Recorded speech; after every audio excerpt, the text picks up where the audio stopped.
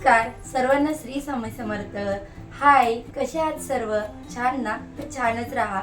बघा, आपल्या आयुष्यामध्ये अनेक दुःख असतात, पण त्या दुःखांना सामोरे जाऊन त्या संकटांना तोंड देऊन आपल्याला प्रत्येक दिवस हा पुढे ढकलायचा असतो आणि आपलं आयुष्य जगायचं असतं.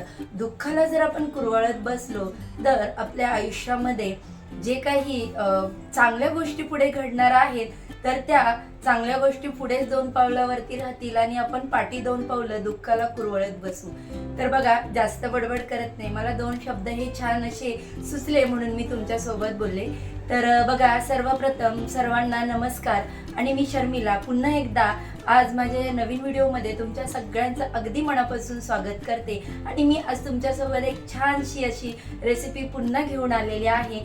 तर आपली जी छोटी मुलं असतात स्कूलमध्ये जाणारी, तर त्यांच्या टिफिनसाठी रोज नवीन नवीन काय बनवायचं, रोज रोज तर भाजी चपाती खाऊन मुलं कंटाळतात. तर वेगवेगळं असं काहीतरी आपल्याला त्यांना जर रेसिपीज बनवले किंवा डिशेस आपण बनवल्या तर त्यांना देखील मजा येते खायला आणि पौष्टिक पण आहार मिळतो त्याच्यातून. तर आज या व्हिडिओमध्ये किंवा या रेसिपीमध्ये मी तुम्हाला अगदी घरातल्या सामानामध्ये अगदी पौष्टिक असं जे टिफिनसाठी पटकन होणारा पदार्थ तयार करून दाखवणार आहे.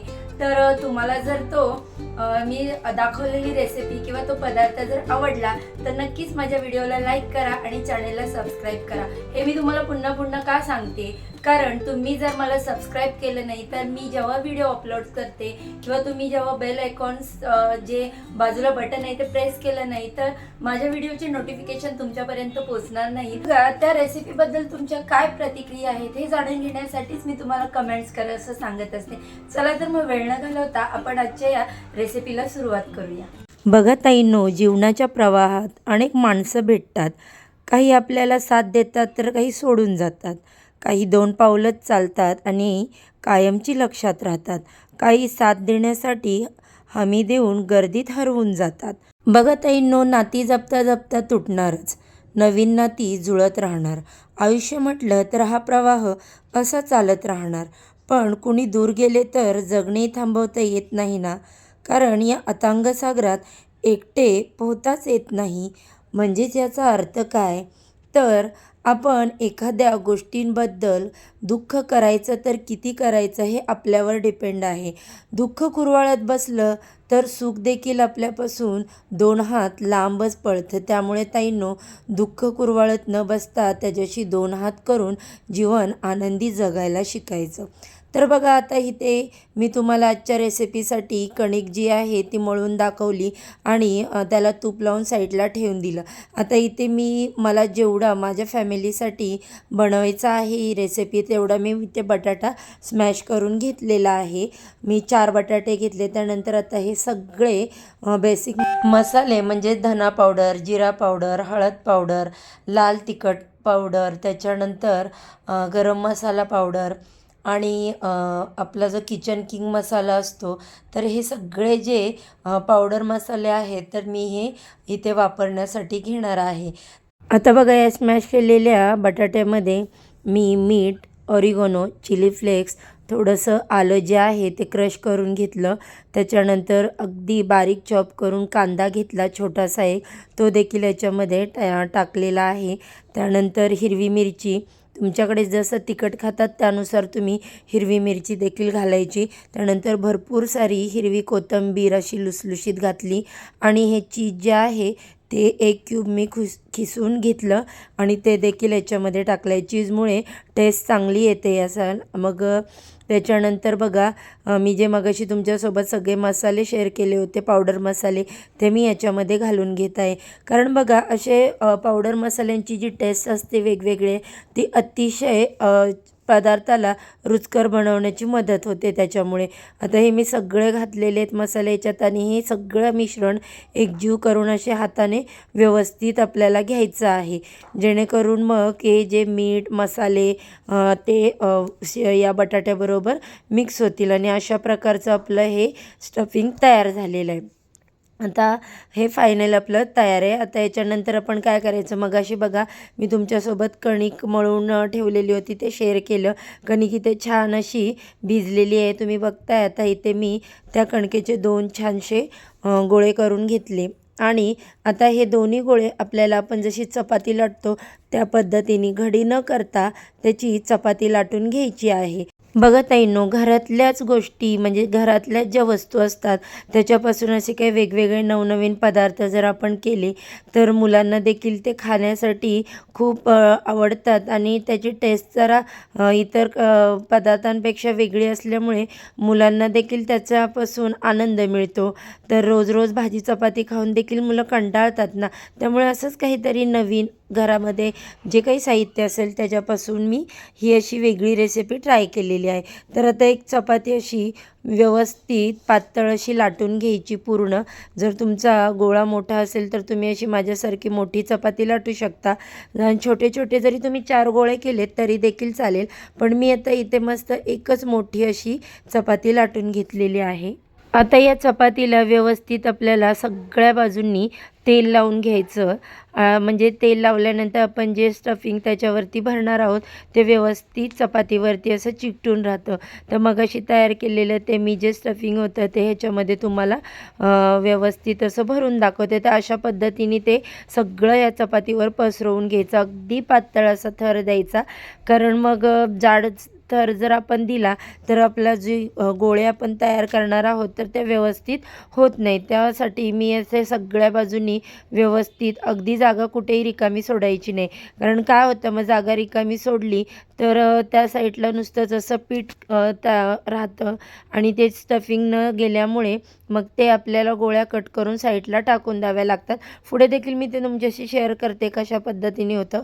तर अशा पद्धतीने मी ही जी आपलं स्टफिंग आहे त्या चपातीवर असं पसरवून घेतलं. आता आपल्याला त्याला छान असं गोल गोल करून व्हिडिओमध्ये मी जशा प्रकारे दाखवते तशा प्रकारे रोल तयार करून घ्यायचा. रोल तयार करत असताना असं आपण दाबून दाबून रोल तयार करायचा, त्याच्यामध्ये हवा राहिली नाही पाहिजे, म्हणजे ते जे आपण करणार आहोत पुढे रेसिपी मी तुम्हाला दाखवणार आहे तर ती व्यवस्थित होते. आता बघा, मी तुम्हाला मगाशी सांगितलं स्टफिंग जर आपण व्यवस्थित जर पसरवून नाही घेतलं तर असे साईटून जे पीठ राहिलेलं असतं तर ते आपल्याला काढून टाकायला लागतं. मग मी ते तुम्हाला दाखवण्यासाठी तिथे स्टफिंग साईटून जरा कमीच भरलं होतं. तर आता अशा पद्धतीने आपण एकसारखे गोळे तयार करून घेणार आहोत. तर मी अगोदर असे माप घेऊन तुम्हाला दाखवते, म्हणजे एकसारखे सगळे आपले हे गोळे तयार होतील. नंतर हे आपल्याला असं कटिंग करून घ्यायचं आहे. बघा, मी दाखवते तुम्हाला व्हिडिओमध्ये. तर एकसारखे गोळे झाल्यानंतर आपली जी टिक्की बनणार आहे तीसुद्धा एकसारखी अशी छान शेपमध्ये तयार होते. तर बघा, अशा पद्धतीने हे सगळे गोळे आपल्याला कट करून घ्यायचं आणि आता आपल्याला असा टिक्कीचा आकार द्यायचा. हातावर घेऊन थोडंसं नॉर्मल प्रेस करायचं. बघा किती छान दिसतंय, डिझाईन पण अशी सुंदर वाटते आणि ते खायला देखील खूप छान लागतात. तर असे सगळे जे मी गोळे कट केलेले होते ते मी हातावर अशी प्रेस करून घेते. तर बघा, हे जे आपण बटाट्यापासून तयार केलेल्या ज्या टिक्क्या आहेत खायला तर एवढ्या अप्रतिम लागतात आणि ह्या काय आपल्याला डीप तेलामध्ये फ्राय करायच्या नसतात. आपण जरी थोडंसं तेल टाकून फ्राय केल्या, शॅलो फ्राय, तरी चालतात. तर मी त्याच प्रकारे करणार आहे, ते देखील तुमच्यासोबत शेअर करतेच मी. तर अशा प्रकारे मी सगळ्या ह्या ज्या टिक्क्या आहेत त्यांना असा थोडा थोडा प्रेस करून आकार देऊन घेतला. तर इथे मी तवा तापायला ठेवलेला आहे. त्या तव्याला असं आपल्याला अगोदर तेल लावून घ्यायचं, म्हणजे आपल्या ज्या टिक्क्या आहेत त्या खाली चिकटणार नाहीत. संपूर्ण तव्याला असं व्यवस्थित तेल लावून झालेलं आहे. तवा छान असा तापलेला आहे. तुम्ही बघताय धूर येतोय त्या तव्यामधून आणि अशा आपल्याला एक एक करून टिक्की तव्यावरती ठेवायच्या आहेत. जास्त आपल्याला तेलसुद्धा यूज करायची गरज नाही. टिक्क्या ठेवून झाल्या अशा सगळ्या जरा लांब लांबच ठेवायच्या, म्हणजे व्यवस्थित त्या भाजल्या जातात. आता टिक्क्या ठेवून झाल्यानंतर आपण साईडून त्याच्यात तेल सोडायचं, म्हणजे त्या काय होणार, खाली चिकटणार नाहीत. कारण आपण याच्यामध्ये बघा जे चीज आहे ते ग्रेट करून टाकलेलं आहे, म्हणजे खिसून टाकलेले.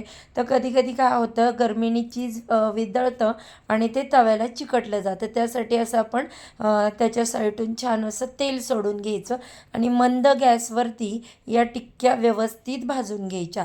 जर आपण गॅस फुल केला तर टिक्की पटकन जळते आणि ती कच्ची राहते साईडून. त्याच्यामुळे असं फ्लेम जो गॅसचा आहे तो छोटा ठेवायचा. तर तुम्ही बघता इथे टिक्क्या कशा छान अशा भाजल्या जात आहेत. तर एकदम खायला एवढ्या टेस्टी लागतात ना, मुलांना देखील फार आवडतात. तर माझ्या मुलांना तर ही रेसिपी खूप आवडते. त्यासाठी मी अशी अधूनमधून त्यांना ही रेसिपी तयार करून देत असते. तर आता बघा एक साईडून माझ्या या टिक्क्या तयार झालेल्या आहेत.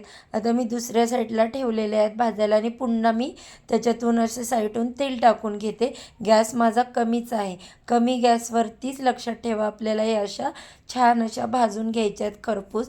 त्याच्यामुळे आपलं काय होतं, जे चपातीचं कोटिंग म्हणजे होतं पिठाचं ते देखील व्यवस्थित भाजलं जातं. तर अशा प्रकारे टिक्क्या आपल्या व्यवस्थित भाजून झालेल्या आहेत.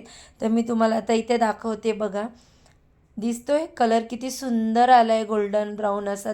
दिसायला या जेवढ्या सुंदर दिसतात तेवढ्याच त्या खायलासुद्धा टेस्टी लागतात. या टिक्क्या तुम्ही सॉसबरोबर किंवा पुदिना चटणीबरोबर किंवा मग जी आपण खोबऱ्याची चटणी तयार करतो त्याच्याबरोबर खाल्ल्यात तरी देखील अप्रतिम लागतात. तर अशा प्रकारे माझ्या आता इथे या सगळ्या टिक्क्या भाजून झालेल्या आहेत. तर मी आता एका सर्विंग प्लेटमध्ये त्या काढून घेते. हे तुम्ही बघताय किती सुंदर असा गोल्डन ब्राऊन कलरवरती मी त्यांना फ्राय करून घेतलेले आहेत. तर बघा अशा प्रकारे आपले फायनल रेसिपी तयार झालेली आहे. किती छान दिसत आहेत ना. माझ्या मुलांना तर असं रोज वेगवेगळं नवनवीन पदार्थ खायला फार आवडतात.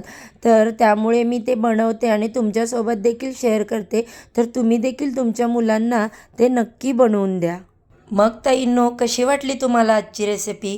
आवडली ना? आवडली असेल तर व्हिडिओला एक लाईक करा आणि चॅनलला सबस्क्राईब करा. चला तर मग उद्या अशाच छानशा रेसिपीसोबत पुन्हा नव्याने भेटू. सर्वांना बाय बाय.